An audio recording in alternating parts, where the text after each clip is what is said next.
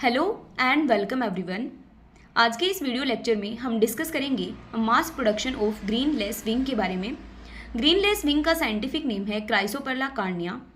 क्राइसोपर्ला cornea को basically biological management के रूप में एज अ प्रीडेटर यूज़ करते हैं। और ये प्रीडेटर किसके अगेंस्ट यूज़ करेंगे? डिफरेंट एफिड की species, spider mites, thrips, white flies के अगेंस्ट हम इसको यूज़ कर सकते हैं। ग्रीनलेस विंग जो है या क्राइसोपर्ला फैमिली क्राइसोपेडी और ऑर्डर न्यूरोप्टेरा से बिलोंग करता है।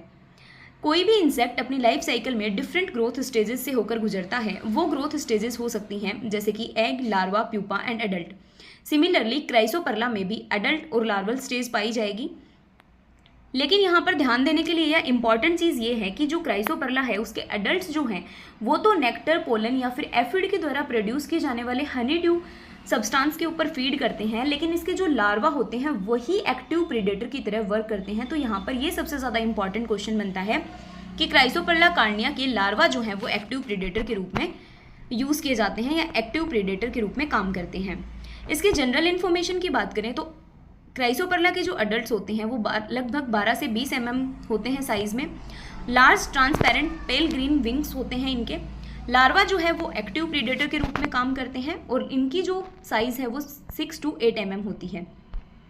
अब अगर हम इसके मास प्रोडक्शन की बात करें तो देखो, मास प्रोडक्शन का बेसिक सा मतलब होता है कि हम इसको लार्ज क्वांटिटी में बनाएंगे, हमें इसको लार्ज क्वांटिटी में प्रोड्यूस करना है ताकि हम इसे फील्ड में यूज़ कर सकें बायोलॉजिकल मैनेजमेंट के रूप में फॉर डिफरेंट इंसेक्ट स्पेसीज। तो इसके मास प्रोडक्शन के लिए देखो कॉमन सी चीज़ें हैं कि हमें इसको क्राइसोपर्ला को हमें ज़्यादा प्रोड्यूस करना है। तो क्राइसोपर्ला की कौन सी चीज़ हमें चाहिए होगी? क्योंकि हम एज अ प्रीडेटर लार्वा काम करता है तो हमें क्राइसोपर्ला के लार्वास चाहिए होंगे जिन्हें हम फील्ड में छोड़ सकें।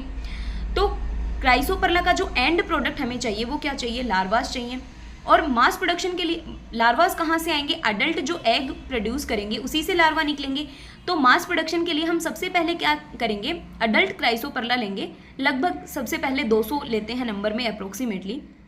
इन्हें रिलीज किया जाता है एक ओविपोजिशन केज में, यानी कि एक पिंजरे जैसी स्ट्रक्चर जिसे हमने ओविपोजिशन केज नाम दे दिया, जिसकी साइज लगभग 75 × 30 × 30 सेंटीमीटर होती है।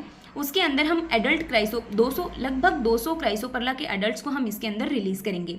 जो इस केज की या इस पिंजरे की जो साइड्स होंगी उनको स्मूथ नाइलॉन वायर मेश के साथ में इसको बांध देंगे और स्लाइड और जो टॉप कवर होगा उस पर ब्लैक कलर की पॉलीथीन या ब्लैक कलर का कपड़े से हम उसको कवर कर देंगे ताकि उस ब्लैक कलर के कपड़े में एग्स का डिपोजिशन होने लग जाए। एग्स को साइड से प्रिवेंट करने के लिए हम इसमें एक कोम्ब लाइक जो स्ट्रक्चर है उसको भी फिट कर सकते हैं। अब देखो अडल्ट्स को क्या चाहिएगा? खाना चाहिए होगा, ऑब्वियस सी बात है। अडल्ट्स को कुछ ना कुछ चाहिए होगा कि वो अपना डेवलपमेंट करें, एग लेइंग के प्रोसेसर करें। तो अडल्ट्स को प्रोटीन डाइट चाहिए होती है और उस प्रोटीन डाइट का कंपोजिशन क्या होता है? वाटर प्लस 50% हनी चाहिए होता है और प्रोटीनियस मिक्सचर और इसी के साथ केस्टर का पॉलन चाहिए होता है। ये हम उसे आर्टिफिशियली प्रोवाइड कराएंगे क्राइसोपर्ला के एडल्ट्स को, ठीक है। उसके बाद हम क्या करेंगे? लगभग 5th डे बाद में जो एग लेइंग की प्रोसेस है एडल्ट से वो स्टार्ट हो जाती है और ओविपोजिशन का जो केस है उसे हम 30 to 35 डेज पे जो डेड एडल्ट्स होंगे उनको रिमूव करते रहेंगे, यानी कि उस केस को हम रीयूज करते रहेंगे, ठीक है। अब सपोज कि ये सारा टाइम पीरियड कंप्लीट हो चुका है और हमें क्राइसोपर्ला से एग्स मिल चुके हैं। अब क्योंकि ये नंबर में बहुत कम है तो इसीलिए अपन क्या करेंगे कि 3 डे ओल्ड जो क्राइसोपिड्स के एग्स हैं लगभग 120 नंबर में, उनको मिक्स करेंगे 1 cc ऑफ इनएक्टिवेटेड कोरसाइरा एग्स। क्यों? क्योंकि जो एग्स हैं, जो लार्वाज होंगे, उन लार्वाज को फीड करने के लिए किसी ना किसी इंसेक्ट के एग्स की रिक्वायरमेंट होगी। जैसे एग बना, एग से डायरेक्ट लार्वा निकलेगा तो उसको फीडिंग के लिए रिक्वायरमेंट होगी। तो इसीलिए हम जो एग्स हैं उनके साथ में मिक्स कर देते हैं 1 cc ऑफ इनएक्टिवेटेड कोरसाइरा एग्स, ठीक है, प्लास्टिक कंटेनर्स में। और जब ये क्राइसोपर्ला के एग्स में हैचिंग होगी और लार्वा का प्रोडक्शन होगा तब ये लार्वास फीड करना स्टार्ट कर देंगे कोरसाइरा के एग्स के ऊपर। 3rd डे के बाद में जब क्राइसोपर्ला के लार्वा जो हैं उनको ट्रांसफ़र कर दिया जाएगा 2.5 सेंटीमीटर क्यूबिक सेल के जो प्लास्टिक लोवर्स हैं, ताकि इंडिविजुअल रियरिंग की जा सके और कैनिबलिज्म की प्रोसेस से बचा जा सके। क्योंकि अगर सपोज कि वहाँ पर कोरसाइरा के एग्स नहीं हुए क्राइसोपर्ला के लिए तो वो कैनिबलिज्म यानी कि एक दूसरे को आपस में मारने की, एक दूसरे लार्वा को, अपनी ही स्पीसीज के लार्वा को मारने की कोशिश करेंगे। तो कैनिबलिज्म से बचने के लिए हम अलग अलग रियरिंग के लिए अलग अलग प्लास्टिक लोवर्स में इनको ट्रांसफ़र कर देंगे। उसके बाद में जो टोटल अमाउंट ऑफ कोर्स आयरा के एग्स होंगे उनको ज़रूरत होती है लगभग 100 क्राइसोपिड्स की, ठीक है, यानी कि लगभग 100 क्राइसोपिड लार्वा के लिए 5 सीसी कोर्स आयरा के एग्स की रिक्वायरमेंट होगी।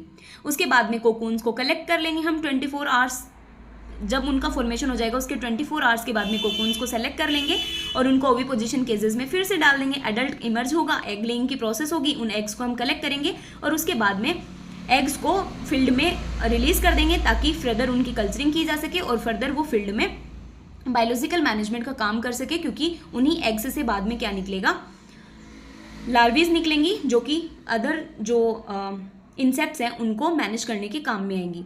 प्रिकॉशंस की अगर हम देखें कि इस पूरी प्रोसीजर में प्रिकॉशंस क्या रखने चाहिए, तो लार्वास जो हैं या एग्स जो हैं उनको अर्ली मॉर्निंग में रिलीज़ करना चाहिए सबसे पहला तो, और ऐसी जगह पर नहीं रिलीज़ किया जाना चाहिए कि वहाँ पर क्राइसोपर्ला के लिए प्रीडेटर अवेलेबल हो, यानी कि ऐसा कोई प्रीडेटर आ जाए जो क्राइसोपर्ला के एग्स को ही खा जाए, तो ये हमारे लिए नुकसानदायक होगा। और वहाँ पर भी नहीं यूज़ करना चाहिए जहाँ पर प्रीडेटर को या क्राइसोपर्ला को हम वहाँ रिलीज़ नहीं करेंगे जहाँ पर पहले से पेस्टिसाइड का यूज़ किया गया हो, क्योंकि ये उसके लिए हार्मफुल हो सकता है। तो ये हमारी पूरी मैकेनिज्म थी मास प्रोडक्शन ऑफ ग्रीन